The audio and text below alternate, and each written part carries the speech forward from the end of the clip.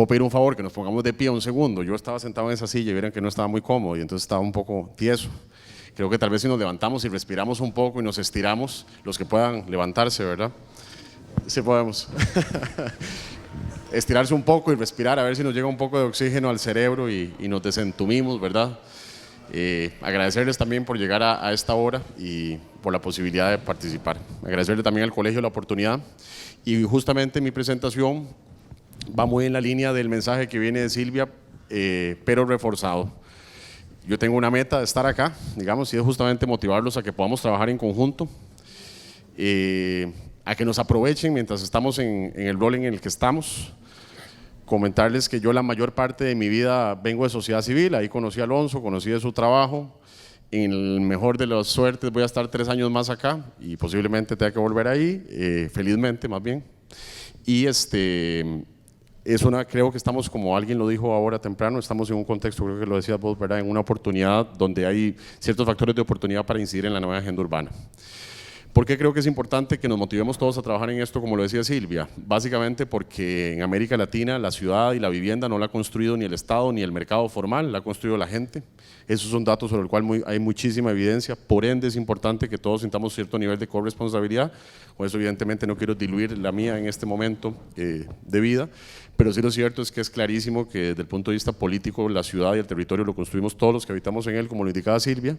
Y segundo, porque la problemática de este país tiene muchísimos años de atraso, es un problema pluriescalar, es un problema interinstitucional, multidisciplinario, por ende tiene un nivel de complejidad que lo más iluso es que sigamos haciendo lo que hemos hecho en el pasado en este país, y lo digo con respeto, pero con honestidad. A veces pequeños grupos técnicos que creen que tienen la solución de todas las problemáticas del país, cuando en realidad las problemáticas de este país las requerimos construir entre una cantidad de actores sumamente amplia, porque además el mundo en el que vivimos tiene un nivel de complejidad que justamente conlleva un nivel de integración y va a un nivel de velocidad de la creación de conocimiento que no hay otra forma de trabajar que en equipo. Entonces, para poder materializar esa invitación que les hago, voy a hacer un recorrido muy rápido de una presentación que no es mía, sino es de un equipo de trabajo.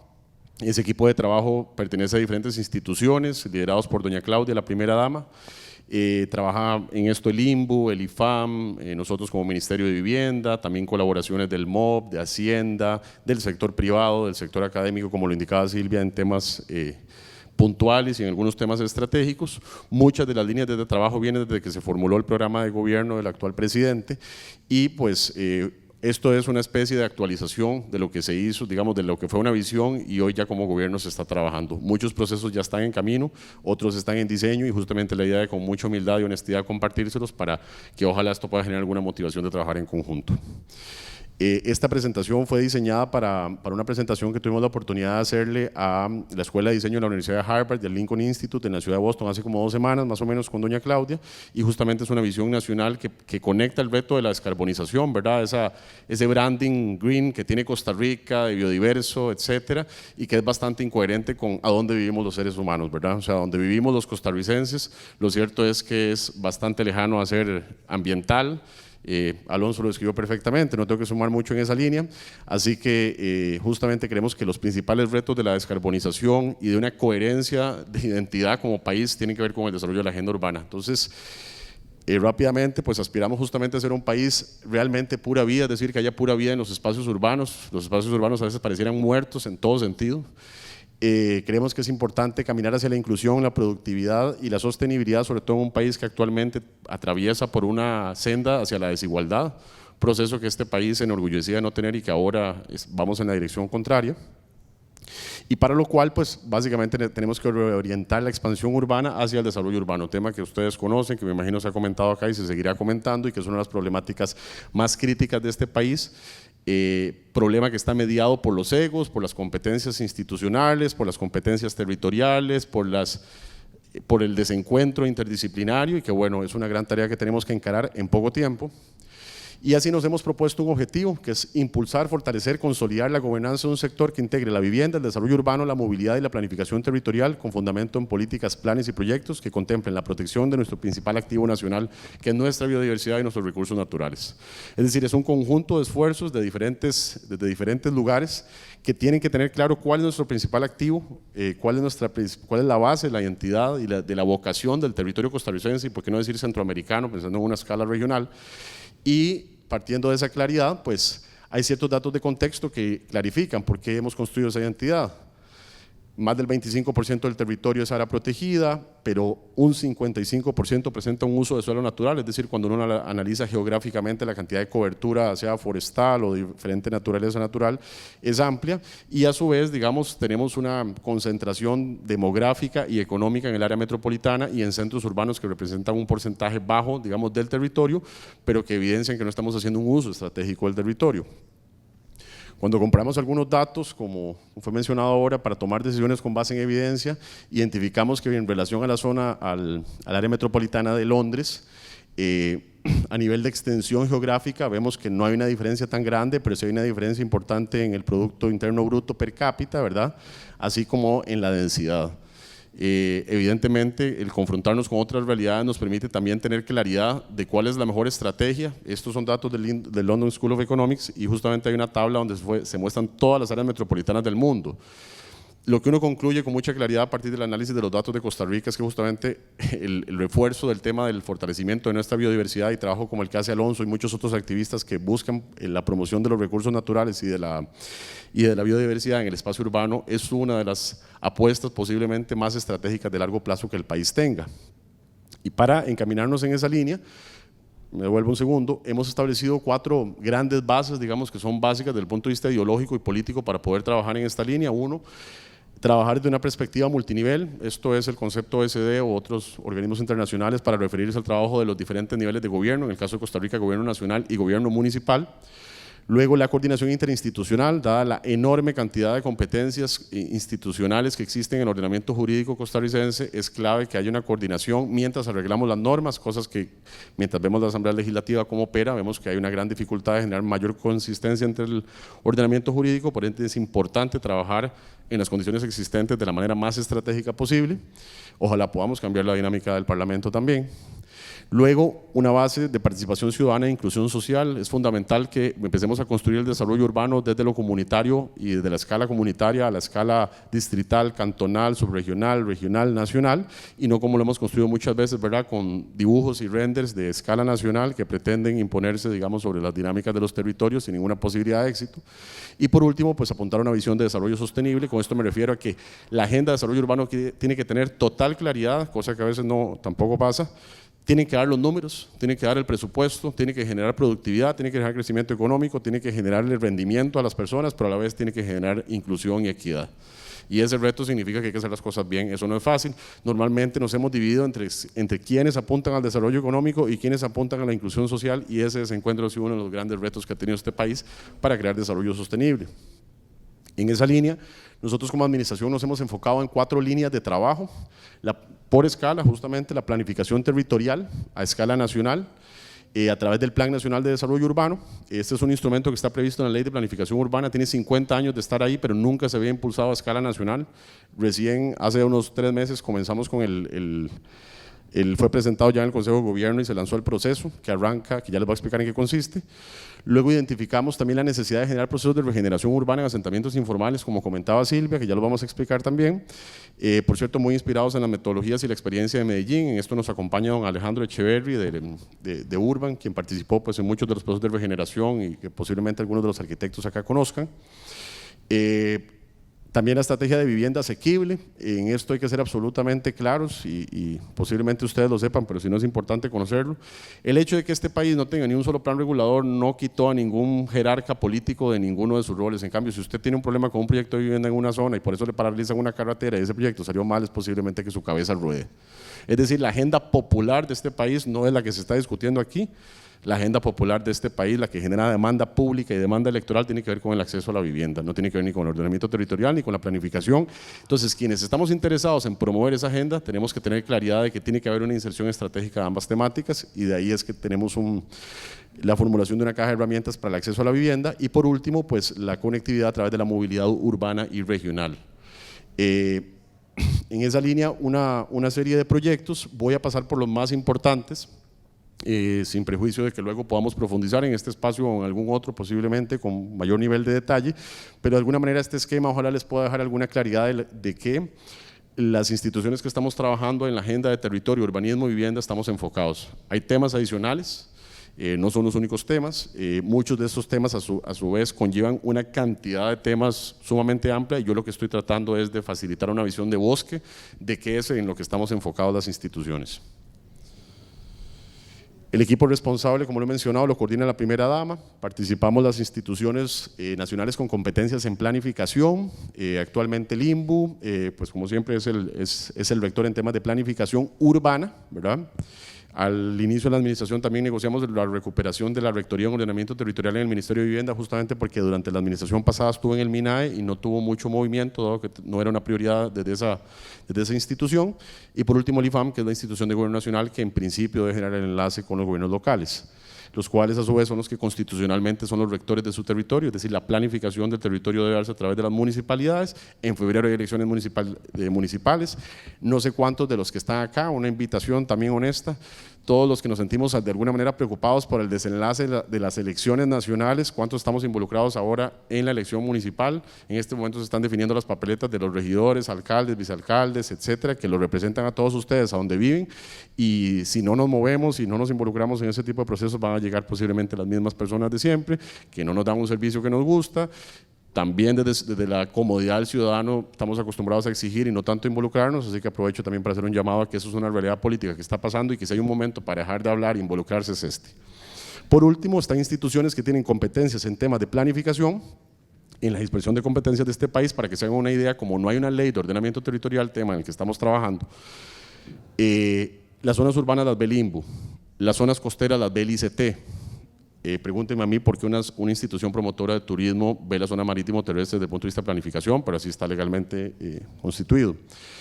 El INDER ve todo lo que tiene que ver con zonas rurales, todas las agrupaciones indígenas tienen que ver con los territorios indígenas, el MINAE tiene que ver con las zonas protegidas de patrimonio natural del Estado. Entonces vemos que la dispersión de competencias que hay en el Estado, es decir, usted tiene que coordinar a todos esos. Si usted está en un cantón que además es pobre porque está en una zona costera y no tiene mucha actividad económica, y porque no puede cobrar patentes, porque casi todo es tierra protegida, usted tiene que ver como alcalde, con el conocimiento que tiene, coordina todas esas instituciones para tener un plan de ordenamiento territorial que comprenda todas esas variables. Ahí es donde los costarricenses estamos fallando. Y evidentemente las instituciones que tienen que ver también con temas de movilidad y transporte, tanto ferroviario como de transporte público. Nuestra estrategia a nivel de Big Picture, muy claro, es función de la visión, misión y los objetivos que nos hemos planteado, las líneas de trabajo y proyectos prioritarios, y a partir de eso pues buscamos generar resultados óptimos que tengan impacto en desarrollo económico, inclusión social y sostenibilidad ambiental. Esto suena muy básico, pero vieras que a veces a nivel de diseño estratégico uno ve como en las instituciones nos perdemos en nuestros objetivos, nos perdemos en las normas, nos perdemos en los procedimientos y dejamos de tener claridad de para dónde es que vamos. Un tema que es muy importante también y que bueno, pronto posiblemente pase la discusión nacional, es una necesidad también de hacer una reforma jurídica del sector. Evidentemente esta dispersión de competencias no es funcional, el país del siglo XXI no puede continuar con un ordenamiento jurídico tan disperso, ¿verdad?, y tan incomprensible, pero esto no es fácil. Hay que llevar un proyecto de ley que sea potable en una asamblea legislativa que está configurada como está configurada, con los intereses que está configurado, y a veces no tomar en cuenta eso puede ser una gran ingenuidad y las cosas pueden salir de una manera peor de la que estaban. Entonces es un tema delicado, ojalá que podamos tener espacios acá para discutir sobre esa materia de manera más profunda. En relación al Plan Nacional de Desarrollo Urbano, como ustedes bien saben, este es un país de múltiples escalas territoriales. Hay 82 cantones con realidades constitucionales de autonomía. Tenemos una cantidad de instituciones importantes que trabajan en ese tema, como ya lo mencioné, y ahí por eso nos hemos propuesto, en vez de hacer el Plan Nacional de Desarrollo Urbano como el conjunto de 300.000 AMPOs que nunca nadie lee porque son tan grandes y tan complejos que dejan de ser un instrumento práctico de guía, hemos definido hacer un plan que se comprende de tres cosas básicamente. lineamientos regionales, es decir, por las regiones que existen a nivel de Mideplan, lineamientos que se relacionen con la vocación del territorio desarrollados con los mismos municipios. Estos lineamientos tienen que ver con la vocación turística, ambiental, agropecuaria, pesquera, de conservación que tiene cada una de las regiones del país, y a partir de esos lineamientos generar una batería de datos geoestadísticos para comenzar a posicionar también el tema de tomar decisiones con base en evidencia, que es impresionante lo débil que ha sido en este país el tema de decisiones con base en geoestadística, a través de lo que llamamos un centro de inteligencia territorial, que básicamente es una plataforma de datos abiertos geoestadísticos. Todos los que trabajan en esto, me imagino, conocen bien el SNIT, han interactuado con él, no es la plataforma más, digamos, user experience friendly, para decirlo, perdón el anglicismo. Evidentemente necesitamos una plataforma para la planificación. Y por último, un portafolio de proyectos estratégicos que de alguna manera visibilicen como inversiones lo que se planifica. Un plan, sin un plan de inversiones, es un saludo a la bandera. Eso es muy importante que también como gestores de lo urbano lo tengamos claro. O sea, es decir, hay que ver cómo el plan se hace, cómo se financia, dónde viene esa plata, quién la pone, está de acuerdo, no está de acuerdo, etcétera. El tema del financiamiento es un tema crítico y a veces diseñamos cosas súper bonitas y creo que Fabio lo mencionaba también y no tenemos claridad sobre cómo se van a financiar. Ahí, para poder formular el Plan Nacional de Desarrollo Urbano, tenemos una serie de procesos y de cada proceso un entregable. A su vez, este plan, digamos, a nivel regional tiene proyectos estratégicos. Aquí nos acompañan algunas personas que forman parte de este proceso. Perdón, ahí que se me fue una en inglés. Estamos creando un plan maestro de desarrollo orientado al transporte en la zona de impacto del tren, justamente donde en 1 kilómetro, digamos, de radio en relación al derecho de vía existente del tren eléctrico de pasajeros que va a operar sobre el derecho de vía ya existente, en el cual estamos trabajando con 16 municipios en la creación de este master plan, con la idea justamente que no sea el gobierno nacional que venga y le diga este es el master plan, usted municipalidad haga lo que yo le digo, sino más bien municipalidad, cuáles son sus iniciativas, cuál es su talento humano, cómo podemos hacer para construir con su plan regulador, si es que lo tiene, o si no, cómo hacemos uno para crear un plan de renovación urbana que legalmente y socialmente pueda ser viable. Procesos de densificación, procesos de ubicación de estaciones intermodales, procesos de regeneración urbana cuando existen asentamientos informales en las zonas cercanas y así una serie, digamos, de procesos de renovación y regeneración urbana críticos, digamos, en toda la zona de impacto del tren. Todos sabemos, ¿verdad?, que las inversiones de transporte público a nivel global son subsidiadas. Normalmente, digamos, hay dos grandes componentes de inversión, la construcción y la operación. Para que la operación pueda ser algo sustentable necesitamos incrementar la demanda, para incrementar la demanda hay que densificar y eso no se hace de otra forma que trabajando con los municipios habilitando los procesos de usos mixtos, de mayores densidades, etcétera. Ya me faltan solo 2 cositas, perdón porque me pasé los 15 minutos, pero ya casi. Tercero, estamos trabajando sobre la base de proyectos urbanos integrales. Esto es ya a una escala, pasamos de la escala nacional, escala regional, escala comunitaria. Esto tiene que ver con la atención de asentamientos informales. Básicamente lo que hicimos fue una sobreposición de capas del sistema de información geográfica donde pusimos la capa de pobreza extrema, asentamientos informales y criminalidad. Identificamos que en más o menos el 10% del territorio hay alrededor de un 35% de la pobreza, de la criminalidad y un 65% de los asentamientos informales del país, por lo cual si nos enfocamos en esos 45 pues podríamos en los tiempos políticos en los que trabajamos en una administración poder generar algún impacto con la dificultad que eso tiene. Y esto pues es un proceso complejo porque uno, digamos, desde el punto de vista de la administración, agarra comunidades que ya tienen un proceso de inversión donde básicamente usted lo que tiene que hacer es esas inversiones que ya están en camino, tratar de organizarlas para que constituyan una especie de programa entre sí y tengan sentido, y en otros casos usted parte de cero, ¿verdad? Entonces, así hemos venido trabajando con comunidades como Guararí, como La Carpio y digamos otras a nivel regional, perdón, a nivel rural. Buscamos con esto el fortalecimiento de capacidades comunitarias de organización y convivencia, es un tema crítico, la política social de este país. Esto es un dato alarmante, a pesar de tener instituciones de política social de las más sólidas a nivel latinoamericano, este país no tiene ni un solo programa de fortalecimiento comunitario sólido a nivel nacional. No tenemos incluso datos desde el INEC sobre fortalecimiento comunitario. Gran parte posiblemente, o podríamos inferir que una gran digamos, nexo de causalidad entre la pérdida de la vida barrial y la situación de inseguridad que tenemos tenga que ver justamente con que no existen esfuerzos de fortalecimiento comunitario, un tema crítico desde los que trabajamos en esta materia. Los proyectos de interés social, para nadie es un secreto, llevan problemas a las comunidades, generan muchas veces focos de delincuencia, problemas de inserción laboral, de inserción comunitaria. Eso se da en gran medida que cuando se construye un proyecto de vivienda de interés social, hoy en día no es posible utilizar financiamiento para poder generar organización, a pesar de que hay muchísima evidencia de política comparada de que una inversión marginal en un proceso social tiene un impacto enorme en calidad de vida e incluso en movilidad económica y social. Por supuesto, estos proyectos también pretenden mejorar las condiciones de hábitat y desarrollo urbano e incrementar las capacidades de la administración pública multinivel. Esto de trabajar con gobierno nacional y las municipalidades suena súper bien, pero créanme, no es fácil. Las instituciones no están acostumbradas a eso, hay muchísimas resistencias, incluso hay jerarcas importantes que tampoco, digamos, tienen esa costumbre, así que esto es una ruptura importante, digamos, el tema de la gobernanza multinivel. Y por último, ya para no pasarme más del tiempo, hemos venido trabajando sobre una caja de herramientas de acceso a la vivienda, no tanto desde una reflexión ontológica o teleológica de la vivienda, que me encantaría luego cuando salga esto poder tener más espacio para compartirlo, sino muy pragmático en relación a cómo hacemos justamente para atender a lo que ahora mencionaban también, que es ese grupo enorme en el que estamos muchos, que no somos ni sujetos de crédito ni sujetos de subsidio. El mercado, digamos, es curioso, digamos. Yo he escuchado muchas veces el tema de la vivienda como mercancía y es un cuestionamiento absolutamente válido, pero también es bien válido si vivimos en una sociedad capitalista y lo aceptamos. Evidentemente la vivienda es una mercancía, evidentemente desde Marx y la teoría del valor es claro que hay una correlación entre ambas cosas, así como hablamos de plusvalías, ¿verdad? Es decir, hay elementos de economía política que están vinculados al desarrollo de la ciudad. Y en ese sentido, pues aceptando pragmáticamente que en este momento vivimos en una sociedad capitalista, hay tres grandes mercados que inciden en el acceso a la vivienda: el mercado del suelo, el mercado del crédito, el mercado de los proveedores.